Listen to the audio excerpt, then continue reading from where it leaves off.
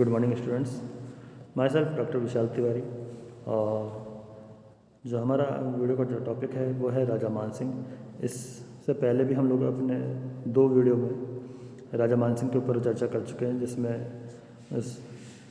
पहले आमेर राजवंश की जो ऐतिहासिक पृष्ठभूमि थी वो देखा हमने, और उसके बाद राजा भारमेल ने किस तरह से अकबर के साथ वैवाहिक संबंध स्थापित किए और मुग़ल सेवा में अपनी सेवाएं प्रदान करी। और उसके बाद फिर भगवंत दास जो उनके पुत्र थे, उन्होंने भी मुग़लों के अंदर अपनी सेवाएं प्रदान करी।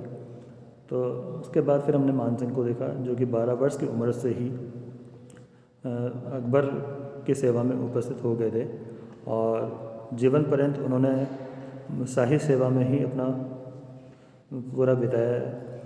तो उन्होंने किस किस तरीके की क्या क्या उपलब्धियां हासिल करी और किस किस जगह पे उसको असफलता मिली, वो सारी चीज़ें हम लोग देख रहे हैं। इसमें से हम लोग अभी तक शाही सेवा में मानसिंह के 2 चरण देख चुके हैं।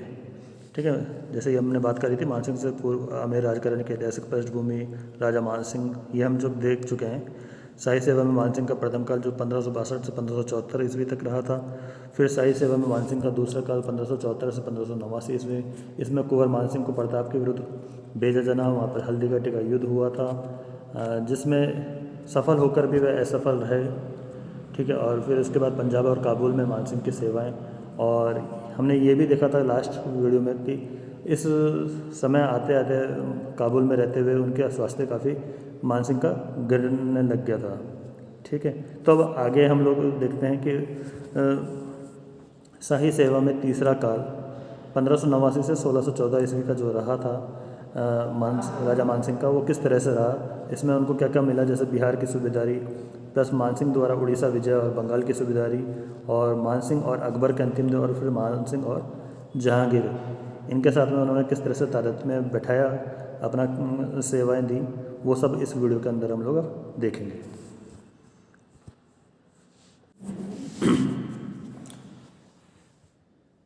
शाही सेवा में तीसरा काल में सबसे पहले है बिहार की सूबेदारी। 1587 ईस्वी में मानसिंह को बिहार का सूबेदार नियुक्त किया गया था। उस समय बिहार में चारों तरफ अव्यवस्था फैली हुई थी।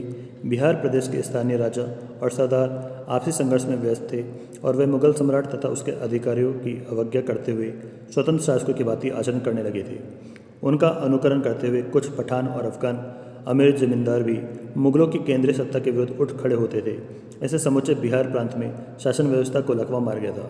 अतः मानसिंह को इस पद का कार्यभार संभालते ही अनेक जटिल समस्याओं का सामना करना पड़ा। मानसिंह अभी बिहार की आंतरिक राजनीतिक स्थिति का पूरी तरह से अध्ययन भी नहीं कर पाया था कि उसके पिता राजा भगवंत दास की मृत्यु हो गई। अतः सम्राट से स्वीकृति मिलते ही वह पटना से आमेर आया, जहाँ 14 फरवरी 1590 ईस्वी को उसका विधिवत राज्याभिषेक हुआ तथा अकबर ने उसे राजा की उपाधि और 5000 मनसब प्रदान किया। कुछ दिनों तक आमेर में रहने के बाद वह पुनः बिहार लौट आया और सूबे में शांति एवं व्यवस्था स्थापित करने के काम में जुट गया। यह मानसिंह के जीवन के एक लंबे तथा गौरवपूर्ण अध्याय की शुरुआत थी। वह एक प्रांत का सर्वोच्च अधिकारी था। उसने सम्राट के नाम पर अनेक युद्ध जीते और पराजितों के साथ संध्या की। बिहार के उद्दंड, अनुशासनहीन तथा विद्रोही सरदारों को दमन करने में मानसिंह को पूरी तरह सफलता मिली। इन विद्रोही सरदारों में सबसे अधिक शक्तिशाली थे गिद्धौर, खड़गपुर और हाजीपुर के शासक। मानसिंह ने सर्वप्रथम गिद्धौर के राजा पूरनमल पर आक्रमण किया। पूरनमल ने बिहार में मुगल सत्ता की निर्बलता का लाभ उठाते हुए अपने आप को स्वतंत्र घोषित कर दिया था। उसका इलाका पटना के पूर्व में स्थित था। मानसिंह अपने कछवा सैनिकों तथा शाही सैनिक दस्तों के साथ सर्वप्रथम गिद्धौर की तरफ बढ़ा और बड़ी आसानी के साथ उसके मिट्टी के किले और पूरनमल के खजाने को हस्तगत कर लिया। तब पूरनमल ने अपने चुने हुए हाथी और अन्य कीमती वस्तुएं मानसिंह को भेंट की तथा मुगल सम्राट अकबर की अधीनता स्वीकार कर ली। इस अवसर पर उसने अपनी पुत्री का विवाह भी मानसिंह के भाई चंद्रभान से कर दिया। इकबालनामा ए जहांगीरी के अनुसार कुछ अन्य स्थानीय जमींदारों ने भी अपनी बहन बेटों का विवाह मानसिंह के अन्य भाई भतीजों के साथ संपन्न किया था। इसके बाद मानसिंह खड़गपुर के राजा संग्राम सिंह की तरफ बढ़ा। संग्राम सिंह ने बिना लड़े ही अधीनता स्वीकार कर ली और मूल्यवान उपहारों के साथ मानसिंह को विदा किया। पूर्वी अभियान की सफलता के बाद मानसिंह ने पटना की तरफ के दक्षिण की तरफ ध्यान दिया। गया जिले के अनंत चेरू ने आतंक जमा रखा था। सर्वप्रथम मानसिंह ने उसी के विरुद्ध चढ़ाई की और उसे पराजित किया। इसके बाद मानसिंह ने गया जिले में शंभुपुरी के राजा को पराजित किया। जयपुर वंशावली से पता चलता है कि मानसिंह ने गया जिले में फाल्गु नदी के किनारे मानपुर नामक एक नया नगर भी बसाया। मानसिंह जब दक्षिण बिहार में शांति एवं व्यवस्था की स्थापना करने में लगा हुआ था तो उसकी अनुपस्थिति का लाभ उठाकर बंगाल से भागकर आए दो मुस्लिम विद्रोही नेताओं कुली कालमक और कचेरा ने बिहार के पूर्वी भाग पर आक्रमण कर दिया। उन्होंने पूर्णिया और ताजपुर को लूटने के बाद दरभंगा पर आक्रमण कर दिया। इसके बाद विद्रोही हाजीपुर की तरफ बढ़े, जिससे राजधानी पटना के लिए खतरा उत्पन्न हो गया। मानसिंह अपने पुत्र जगत सिंह को पटना की सुरक्षा के लिए तैनात कर गया था। जगत सिंह अपने सैनिक दस्ते के साथ हाजीपुर की तरफ बढ़ा। उसके आते ही विद्रोही लूट का माल छोड़कर भाग खड़े हुए। दूसरी तरफ से मानसिंह भी शीघ्र घटनास्थल की तरफ बढ़ा। मानसिंह को इस संपूर्ण अभियान में जो मूल्यवान वस्तु प्राप्त हुई थी उन्हें उसने 54 हाथियों के साथ अकबर के पास लाहौर भिजवा दिया। अकबर को इससे अत्यधिक प्रसन्नता हुई। इस प्रकार मानसिंह ने अपने पराक्रम और प्रशासनिक कुशलता से बिहार प्रांत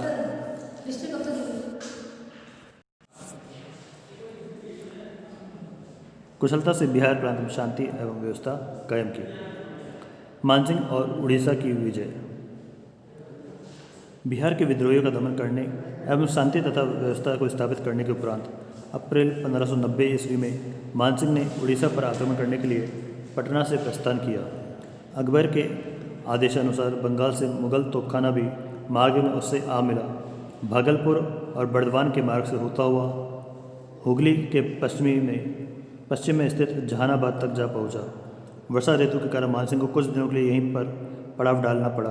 उत्तरी उड़ीसा के अफगान शासक कतलू खान ने बहादुर कुरु के नेतृत्व में एक शक्तिशाली सेना रायपुर के दुर्ग को जीतने के लिए भेज दी। मानसिंह ने अपने युवा पुत्र जगत सिंह को अग्रिम सैनिक दस्तों के साथ रायपुर की तरफ भेज दिया, परंतु उसमें अनुभव तथा सूझबूझ की कमी थी, इसलिए वह अपनी सुरक्षा की पर्याप्त व्यवस्था नहीं कर पाया और 21 मई 1590 ईस्वी की शाम को अफगानों ने अचानक आक्रमण कर मुगल कछुआ सेना को चारों तरफ से घेर लिया। थोड़ी देर की लड़ाई के बाद ही शाही सेना के पैर उखड़ गए और वे भागने लगे। बीका राठौड़, महेश दास और नारू चौहान ने वीरतापूर्वक संघर्ष कर स्थिति को बचाने का प्रयास किया, परंतु वे सभी मारे गए। जगत सिंह भी बुरी तरह से घायल होकर बेहोश हो गया, परंतु स्वामी भक्त राजा वीर हमीर ने उसे पहचान लिया और अपने साथ बांकुरा जिले में अपने विष्णुपुर दुर्ग में ले गया। राजपूती शिविर में उसके मरने की अफवाह फैल गई थी। रायपुर युद्ध की पराजय ने मानसिंह को क्रोधित कर दिया और उसने कतलू खां पर आक्रमण करने की तैयारी शुरू कर दी, परंतु संयोगवश इस घटना के 10 दिन बाद ही कतलू खां की मृत्यु हो गई और उसके वजीर ख्वाजा ईशा खां ने उसके युवा पुत्र नासिर को सिंहासन पर बैठाकर मानसिंह से संधि वार्ता शुरू कर दी। उसने मुगलों की अधीनता स्वीकार करने, अकबर के नाम से खुतबा पढ़वाने तथा सिक्के ढलवाने तथा भविष्य में अकबर के प्रति स्वामी भक्त बने रहने का वचन दिया। उसने जगन्नाथपुरी का प्रसिद्ध मंदिर भी सम्राट को सौंपने की बात स्वीकार की। 15 अगस्त को युवा सुल्तान नासिर ने व्यक्तिगत रूप से 15 अगस्त को युवा सुल्तान नासिर ने व्यक्तिगत रूप से मानसिंह की सेवा में उपस्थित होकर क्षमा याचना की और 150 हाथी तथा अन्य मूल्यवान उपहार भेंट किए। मानसिंह ने संधि कर ली और सितंबर 1590 ईस्वी में वापस लौट आया। अकबर को यह संधि पसंद आई, फिर भी उसने इसको स्वीकृति प्रदान कर दी। अफगान लोगों को भी यह संधि पसंद नहीं आई थी, परंतु जब तक ईशा खान जीवित रहा उसने उद्दंड अफगानों को नियंत्रण में रखा।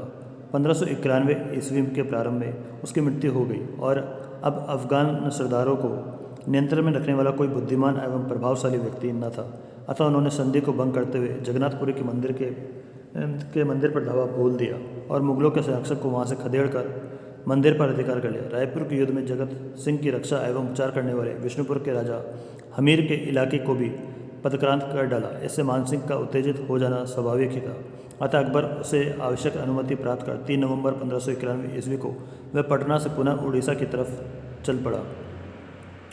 मार्ग में बंगाल का मुगल सूबेदार सईद खान भी सेना सहित उससे आ मिला। अफगानों ने इस खतरे से निपटने के लिए अपने प्रदेश की उत्तरी सीमांत की तरफ कूच किया और जलेसर नगर से कुछ मील की दूरी पर घने जंगल में एक वृत्ताकार नदी के मध्यवर्ती मैदान में अपना पड़ाव डाला। मानसिंह सेना सहित उसी दिशा की तरफ बढ़ा। 9 अप्रैल 1592 ईस्वी को दोनों पक्षों में घमासान युद्ध हुआ। संघर्ष के दौरान बंगाली सैनिक दस्तों और मानसिंह के सैनिक दस्तों में तालमेल का अभाव रहा और शत्रु पक्ष के प्रारंभिक दावे ने तो शाही सेना के पैर ही उखाड़ दिए, परंतु मानसिंह ने उसी समय समुचित सहायता भेजकर स्थिति को संभाल लिया। इसके बाद मुगल तोपखाने ने अफगानों और उनके हथियारों पर जो जोरदार प्रहार किया, उसके सामने वे अधिक समय तक नहीं टिक पाए। वे अपने पीछे लगभग 300 मृत सैनिकों को छोड़कर भाग खड़े हुए। अबुल फजल ने लिखा है कि इस युद्ध में मानसिंह के पुत्रों जगत और दुर्जन ने आदित्य सैनिक पराक्रम का प्रदर्शन कर युद्ध की स्थिति को बदल दिया। अगले दिन विजयी मानसिंह जलेसर पहुंचा और सम्राट के नाम का खुतबा पढ़वाया तथा सिक्के डलवाए। इसके बाद मानसिंह ने दक्षिण की तरफ बढ़ा और मार्ग में पड़ने वाले क्षेत्रों के स्थानीय जमींदारों को मुगल सत्ता की अधीनता स्वीकार करने के लिए विवश किया, परंतु सईद खान द्वेषवश उसका साथ छोड़कर बंगाल वापस चला गया। भद्राक स्थान पर मानसिंह को सूचना मिली कि अफगान लोग सारनगढ़ यानी कटक जिला जो आज के टाइम पे है में एकत्र हो रहे हैं। इस प्रकार कुछ सैनिकों को पीछे छोड़कर वह कटक की तरफ बढ़ा और बिना किसी विरोध के कटक पर अधिकार कर लिया। इसके बाद उसे और भी सफलताएं मिलती गई। ओल का दुर्ग भी आसानी के साथ उसके अधिकार में आ गया। तिला राजा ने भी उसके पास आकर आत्मसमर्पण कर दिया, परंतु खुर्दा का राजा सारनगढ़ अभी भी विद्रोह की पताका फहरा रहा था। मानसिंह ने व्यवस्थित ढंग से खुर्दा प्रदेश को उजाड़ना शुरू कर दिया। अंत में खुर्दा राजा रामचंद्र देव ने घुटने टेक दिए और अपने पुत्र को बहुमूल्य उपहारों के साथ मानसिंह की सेवा में भेजा। इसी बीच विद्रोही अफगानों ने जलेसर पर पुनः अधिकार कर लिया। तब मानसिंह ने कटक से एक सेना उस तरफ भेजी, जिसने अफगानों को परास्त कर जलेसर पर पुनः शाही सत्ता कायम की। 30 मई को सारनगढ़ का पतन हो गया और परंतु रामचंद्र देव अब भी व्यक्तिगत रूप से मानसिंह की सेवा में उपस्थित होने की बात को टालता रहा और खुर्दा के दुर्ग में जा छिपा। एक एक करके सभी दुर्गों पर मानसिंह ने अधिकार कर लिया। अकबर को मानसिंह का कठोर व्यवहार पसंद नहीं आया, विशेषकर तब जबकि खुर्दा के राजा ने अकबर की सर्वोच्चता को स्वीकार कर लिया था। अतः अकबर ने उसे सेंसर करते हुए पत्र लिखा, जिसके फलस्वरूप मानसिंह को खुर्दा से अपनी सेना वापस बुलानी पड़ी। अंत में 30 जनवरी 1593 ईस्वी को राजा रामचंद्र देव मानसिंह से मिलने आया और अपने पुत्र अक्षय देवी का विवाह मानसिंह के साथ कर दिया। इस प्रकार उड़ीसा की विजय पूरी हुई, परंतु उड़ीसा की विजय के फलस्वरूप भी मुगलों के पूर्वी प्रांतों में शांति स्थापित नहीं हो पाई। बिहार की अशांति अब बंगाल की तरफ स्थानांतरित हो गई। मानसिंह ने कतलू खां के वंशजों सुलेमान और उस्मान को उड़ीसा से जड़ मूल से ख़त्म करने की दृष्टि से पूर्वी बंगाल के फरीदपुर कस्बे में जागीर प्रदान कर दी। सुलेमान और उस्मान अपने अनुयायियों सहित अपने इस नए क्षेत्र में पहुंच पाते उससे पहले ही मानसिंह ने अनुभव किया कि उड़ीसा के सीमांत पर इन लोगों को बसाना बिहार की शांति के लिए उचित नहीं होगा। अतः उसने उनको प्रदत्त जागीर रद्द करते हुए उन्हें अपने शिविर में उपस्थित होने का आदेश भिजवाया। इस पर वह विद्रोह कर बैठे और लूटमार करते हुए सतगांव हुगली जिला तक जा पहुँचे। वहाँ से खदेड़े जाने पर जैसोर जिले में आ गए। यहाँ से वे लोग ढाका के विद्रोही सरदार ईशा खां मसनद ए आला की सेवा में जा पहुँचे। इस प्रकार पश्चिमी बंगाल और उड़ीसा से खदेड़े जाने पर अफगानों ने ब्रह्मपुत्र के उस पार पूर्वी बंगाल में नए सिरे से अपने पैर जमा लिए। इस बीच मानसिंह ने उड़ीसा और तेलंगाना के मध्य स्थित मानपुर के दुर्ग को जीत लिया। इसके बाद वह कुछ समय तक रोहतास में रहकर शांति और व्यवस्था को सुदृढ़ बनाने में लगा रहा। इसी समय उसे अकबर का आदेश मिला कि वह लाहौर आकर दरबार में उपस्थित हो। जब मानसिंह लाहौर पहुंचा तो उसका भव्य स्वागत किया गया। 23 फरवरी 1594 ईस्वी को शहजादे सलीम ने लाहौर से कुछ मील दूर तक आकर मानसिंह की अफगानी की। शाही दरबार में अकबर ने उसकी प्रशंसा की। इस प्रकार 7 वर्ष तक वह बिहार का सूबेदार रहा और अपनी सैनिक तथा राजनीतिक कुशलता के बल पर शांति एवं व्यवस्था स्थापित की तथा उड़ीसा पर मुगल प्रभुत्व को सुदृढ़ एवं विस्तृत किया।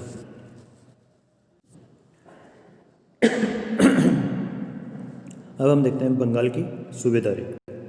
17 मार्च 1594 ईस्वी को अकबर ने मानसिंह को सईद खां के स्थान पर बंगाल का सूबेदार नियुक्त किया। सईद खां को बिहार की सूबेदारी प्रदान की गई। मानसिंह तथा उसके अनेक संबंधियों को बंगाल में ही जागीरें प्रदान की गई तथा 4 मई को मानसिंह अपने नए पद का भार ग्रहण करने के लिए चल पड़ा। अकबर ने उसके साथ कई अनुभवी प्रशासनिक सलाहकारों को भी भेजा। टांडा नामक स्थान पर पहुंचने के बाद उसने कई जिले के अफगान विद्रोहियों को कुचलने के लिए सैनिक दस्ते भिजवाए। उसके पुत्र हिम्मत सिंह ने 2 अप्रैल 1595 ईस्वी को बुसना दुर्ग को जीत लिया। बंगाल में मानसिंह राजधानी के लिए सुरक्षित स्थान चाहता था, अतः उसने अकमहल के प्राचीन नगर के पास राजमहल नगर की नींव रखी और उसका नाम अकबर नगर रखा, परंतु जनसाधारण में यह नगर राजमहल के नाम से ही प्रसिद्ध हुआ। इस समय बंगाल में मुगलों की सत्ता पूर्ण रूप से सुदृढ़ नहीं हो पाई थी। जैसा कि पहले बताया जा चुका है कि उड़ीसा से भागे हुए अनेक अफगान बंगाल में घुस गए थे और उनके उकसाने पर बंगाल के कई स्थानीय जमींदार मुगलों को चुनौती देने लगे थे। ऐसी स्थिति में अकबर ने शहजादे सलीम के 10,000 सवारों को बंगाल भेजा और उन्हें मानसिंह की आज्ञानुसार कार्य करने का आदेश दिया। सलीम के उन्हीं सैनिक सरदारों को भेजा गया था जो कि मानसिंह के निकट संबंधी थे, जैसे कि जगत सिंह, दुर्जन सिंह, साका सिंह, हिम्मत सिंह, भाऊ सिंह, राजा रामचंद्र देव आदि। इनके साथ लोहानी तथा सूर कबीलों के कुछ स्वामी भक्त अफगान सरदारों को भी भेजा गया। बुसना दुर्ग के पतन के बाद विद्रोही अफगानों ने खिजरपुर के जमींदार ईसा खां के यहाँ आश्रय लिया। मानसिंह स्वयं सेना सहित ईसा खां की तरफ बढ़ा, परंतु गोरघाट नामक स्थान पर वह गंभीर रूप से बीमार पड़ गया। अतः विद्रोहियों के नेता ईसा खां तथा मासूम खां काबुली का विद्रोह उकसाने का अवसर मिल गया। स्वस्थ होते ही मानसिंह ने अपने पुत्र हिम्मत सिंह को अफगानों के विरुद्ध भेजा। अफगान पराजित होकर भाग निकले। मुगलों ने उनका बहुत सा सामान लूट लिया। इसके बाद मानसिंह ने कूच बिहार को मुगलों की अधीनता में लाने का निश्चय किया। इस समय कूच बिहार पर राजा लक्ष्मी नारायण का शासन था, परंतु उसका चचेरा भाई पंत कुबेर भी अपने आप को राज्य का उत्तराधिकारी मानकर उसकी सत्ता को चुनौती दे रहा था। पंत कुबेर ने अफगानों के विद्रोही नेता ईसा खां से साठगांठ कर रखी थी। उनका सामना करने की दृष्टि से राजा लक्ष्मी नारायण ने अकबर का संरक्षण प्राप्त करने का निश्चय किया और तदनुसार बंगाल के सूबेदार मानसिंह की सेवा में उपस्थित हो उसके साथ एक संधि संपन्न कर ली। इस अवसर पर लक्ष्मी नारायण ने अपनी बहन का विवाह राजा मानसिंह के साथ करके उसके साथ अपने संबंधों को मजबूत बना लिया। इससे पंत कुंवर क्रोधित हो उठा और उसने लक्ष्मी नारायण के विरुद्ध युद्ध छेड़ दिया। लक्ष्मी नारायण ने अपने दुर्ग में आश्रय लिया और मानसिंह से सहायता की याचना की। मानसिंह ने जज्जर खां और फतेह खां सूर के नेतृत्व में एक सेना उसकी सहायता के लिए भिजवा दी, जिससे ने मई 1597 को पंत कुंवर को परास्त करके भगा दिया। वह भागकर ईसा खां के शरण में चला गया। इसी बीच मार्च 1597 ईस्वी में मानसिंह के पुत्र हिम्मत सिंह की एक बीमारी में मृत्यु हो गई, जिससे मानसिंह को भारी धक्का लगा। पंत कुंवर और ईसा खां ने मिलकर कूच बिहार पर धावे मारने शुरू कर दिए और उस राज्य के बहुत बड़े भाग पर अधिकार कर लिया। मानसिंह के तत्काल उनके विरुद्ध एक सेना भेज दी। इसके अलावा मानसिंह ने अपने पुत्र दुर्जन सिंह को भी एक सैनिक दस्ते के साथ नदी मार्ग से भेजा। इसकी सूचना मिलते ही ईसा खां और मासूम खां बहुत सी नावों पर सवार होकर आगे बढ़े और दुर्जन सिंह पर टूट पड़े। घमासान लड़ाई में मुगल सैनिक दस्ता पराजित हुआ और दुर्जन सिंह मारा गया। इससे दुखी होकर मानसिंह ने अफगानों को सबक सिखाने का निश्चय किया, परंतु ईसा खां काफ़ी चतुर था। वह मानसिंह और मुगल सत्ता के शक्ति एवं साधनों से सुपरिचित था, अतः उसने मानसिंह से क्षमा याचना करते हुए संधि की बातचीत शुरू कर दी। मानसिंह ने भी परिस्थितियों को देखते हुए फिलहाल संधि करना ही उचित समझा। वस्तुतः बंगाल की सूबेदारी उसके लिए दिन प्रतिदिन अशुभ तथा कष्टप्रदायक सिद्ध होती जा रही थी। उसके 2 पुत्र तथा अनेक सरदार मारे जा चुके थे और बंगाल की जलवायु ने उसके स्वयं के स्वास्थ्य को भी कमज़ोर बना दिया था, अतः वह बंगाल से वापस जाना चाहता था। इसी बीच मासूम खां काबुली की मृत्यु हो गई, जिसकी वजह से बंगाल में अपेक्षाकृत शांति बनी रही। इसलिए उसने सम्राट से कुछ दिनों का अवकाश मांगा, जो कि स्वीकृत हो गया और सितंबर 1599 ईस्वी में ईसा खां की भी मृत्यु हो गई, जिससे मानसिंह चिंताओं से मुक्त हो गया। सितंबर 1599 ईस्वी में अकबर ने शहजादे सलीम को मेवाड़ अभियान पर जाने का आदेश दिया। मानसिंह को भी सलीम के साथ भेजा गया और मानसिंह के पुत्र जगत सिंह को बंगाल का प्रशासन चलाने के लिए बंगाल भेजा गया, परंतु दुर्भाग्यवश 6 अक्टूबर 1599 ईस्वी को जगत सिंह की आगरा में ही मृत्यु हो गई। तब अकबर ने जगत सिंह के पुत्र महासिंह को बंगाल का कार्यभार संभालने के लिए बंगाल भेजा। जगत सिंह मानसिंह का सबसे बड़ा पुत्र था और उसके पुत्र महासिंह को उसके स्थान पर नियुक्त करने का अर्थ था उसे मानसिंह का उत्तराधिकारी मानना। क्योंकि महासिंह अभी अवयस्क ही था, अतः उसके चाचा प्रताप सिंह को उसका संरक्षक बनाकर उसके साथ बंगाल भेजा गया। मानसिंह की अनुपस्थिति का लाभ उठाकर उस्मान तथा सजाबल के नेतृत्व में अफगानों ने बंगाल में पुनः विद्रोह कर दिया। प्रताप सिंह उनका दमन करने गया, परंतु उसे पराजित होकर लौटना पड़ा। विद्रोहियों ने शाही अधिकारियों को खदेड़कर बहुत से क्षेत्रों पर अपना अधिकार कर लिया। उधर मेवाड़ के महाराणा अमर सिंह ने भी सलीम और मानसिंह का डटकर सामना किया। आराम पसंद सलीम को कष्टप्रद सैनिक अभियान की जिंदगी पसंद न आई और वह सेना सहित वापस लौट गया। राजधानी पहुंचने पर मानसिंह को बंगाल के उपद्रव की जानकारी मिली और सम्राट के आदेशानुसार उसे बंगाल के लिए प्रस्थान करना पड़ा।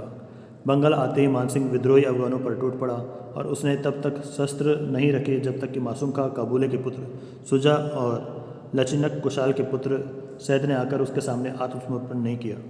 उनके आत्मसमर्पण के बाद बंगाल का विद्रोह लगभग समाप्त हो गया। अब मानसिंह ने ढाका के राजा केदार राय को मुगल सत्ता के अंतर्गत लाने का प्रयास किया और अपने प्रयास में सफलता भी उसे मिली। इस बीच मानसिंह ने अकराव मालदेव के विद्रोही नेता जलाल का दमन किया तथा पूर्णिया के विद्रोही काजी मुनीम को दबाने में भी सफलता प्राप्त की। दूसरी तरफ मानसिंह ने विक्रमपुर और सहारनपुर के विद्रोहियों का दमन कर शांति और व्यवस्था कायम की। दाऊद खां और अन्य अफगान 1602 ईस्वी में सोनार गांव भागकर आए थे, लेकिन 1603 ईस्वी में उन्होंने पूर्वी बंगाल में विद्रोह का झंडा फहरा दिया। माघ क्षेत्र के राजा ने भी परम मोहिनी दुर्ग पर आक्रमण कर मुगल सत्ता को चुनौती दी। मानसिंह ने इब्राहिम बेग अतका को भेजा, लेकिन एक अन्य राजा केदार अपनी नावों के बेड़ों के साथ को लेकर विद्रोहियों की सहायता को पहुंच गया। इससे उत्साहित होकर विद्रोही ने मुगलों के श्रीनगर थाने पर आक्रमण कर दिया। शाही सेना की एक टुकड़ी समय पर पहुंच गई और उसने विद्रोहियों को विक्रमपुर के समीप परास्त कर दिया। घायल राजा केदार को बंदी बना लिया गया, परंतु कुछ दिनों बाद ही उसकी मृत्यु हो गई। दूसरी तरफ मानसिंह माघ के राजा की तरफ बढ़ा, परंतु वह बिना युद्ध लड़े ही अपने राज्य को वापस लौट गया। 1604 ईस्वी में मानसिंह ढाका लौट आया। इस प्रकार बंगाल में पुनः शांति स्थापित हो गई। मानसिंह ने अपनी योग्यता तथा वीरता से बंगाल में शांति स्थापित की, परंतु कुल मिलाकर बंगाल की सूबेदारी उसके लिए कष्टप्रद ही रही। उसे लगातार 10-11 वर्षों तक विद्रोहियों से संघर्ष करना पड़ा। इस अवधि में उसके 3 पराक्रमी पुत्र जाते रहे, जिससे उसका चित्त शोकाकुल हो उठा। अतः वह अब इस पद से छुटकारा पाना चाहता था। ज्यों ही उसे दरबार में उपस्थित होने का निमंत्रण मिला, वह तुरंत बंगाल से चल पड़ा और अगस्त 1605 में आगरा पहुंचकर सम्राट अकबर की सेवा में उपस्थित हो गया। अकबर को मानसिंह की सेवा से अत्यधिक संतोष था। उसने अपने इस पराक्रमी स्वामी भक्त सेवक की पदोन्नति करते हुए उसे 7,000 जात और 6,000 सवार का मनसब प्रदान किया। अकबर के शासनकाल में इतना ऊंचा मनसब केवल शाही घराने के सदस्य और शहजादों के लिए ही सुरक्षित था। मानसिंह को यह सम्मान प्रदान कर अकबर ने अपनी उदारता तथा सहिष्णुता नीति को सार्थक कर दिखाया। इससे मुगल दरबार में आमेर के कछवाओं की प्रतिष्ठा बढ़ गई। इतना ही नहीं, अपितु सम्राट ने मानसिंह को सलीम के पुत्र खुसरो का संरक्षक भी नियुक्त कर दिया तथा मानसिंह के पुत्र महासिंह के मनसब में भी वृद्धि की गई। वस्तुतः मानसिंह इस समय अपनी शक्ति और प्रतिष्ठा की पराकाष्ठा पर था।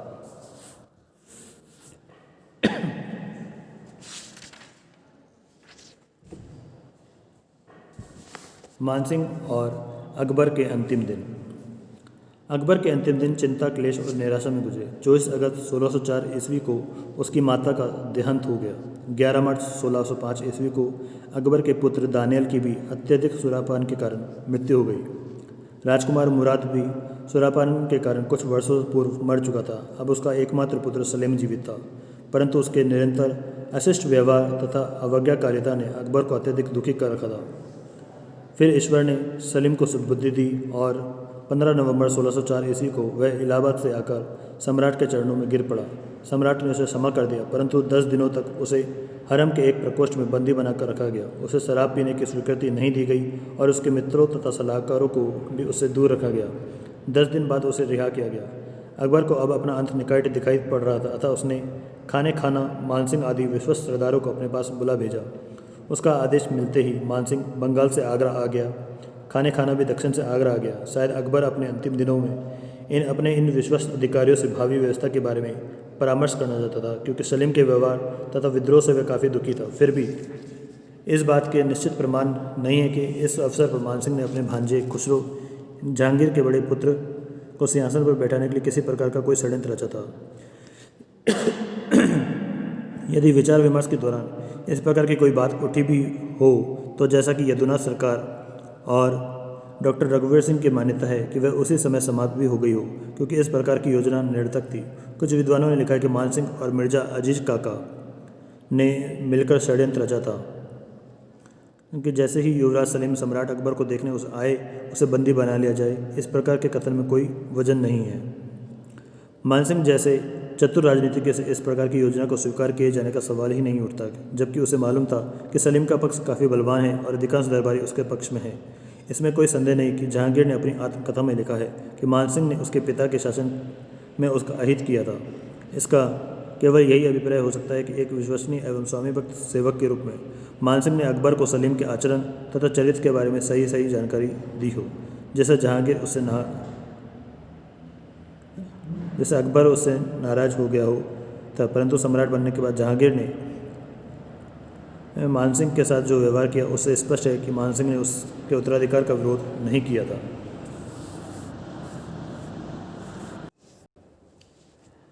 इस वीडियो में हम लोग यहीं तक देखेंगे और नेक्स्ट वीडियो में हम लोग मानसिंह का चैप्टर को पूरी तरह से कंप्लीट करेंगे, जिसमें हम मानसिंह और जहांगीर के साथ किस तरह से काम रहा और फिर इसके बाद मानसिंह का मूल्यांकन हम लोग देखेंगे। ठीक है।